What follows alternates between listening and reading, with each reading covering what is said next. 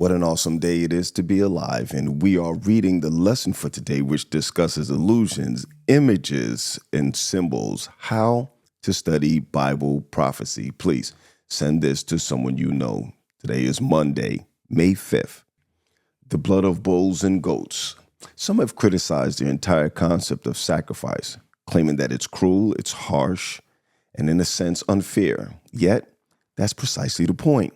Christ's death was cruel, harsh, and unfair, the innocent dying for the guilty. That's what it took to solve the sin problem, and that death, Christ, was what all these harsh, cruel, and unfair sacrifices pointed to. Read Hebrews 10:3-10. What does this passage teach us about the sacrifices God's people offered in the Old Testament?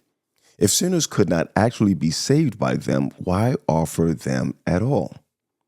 The lambs and other sacrificial animals were mere symbols pointing forward to the atoning sacrifice of the Lamb of God.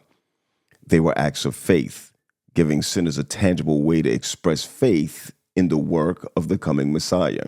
We often refer to these kinds of symbols as types, which are fulfilled by an antitype, or the appearance of the thing or event they foreshadowed. Some have even described the sacrifices as mini prophecies of the death of Jesus on the cross. The rituals associated with sacrifice were a little like paying for a trip.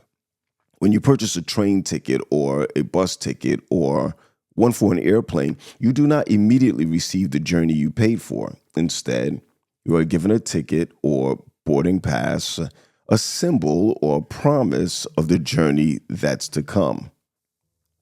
You can sit on that piece of paper all you want, but it will not convey you to any destination. Once you have boarded and the journey begins, however, you have received what you paid for. The paper ticket becomes unnecessary. So, this is what it was with the sacrificial animals. They had an important role to play. But once the real sacrifice was made, they became meaningless, a reality depicted when the veil between the holy place and the most holy place in the earthly sanctuary was rent asunder at the death of Jesus. Then the veil of the temple was torn in two from top to bottom. The whole sacrificial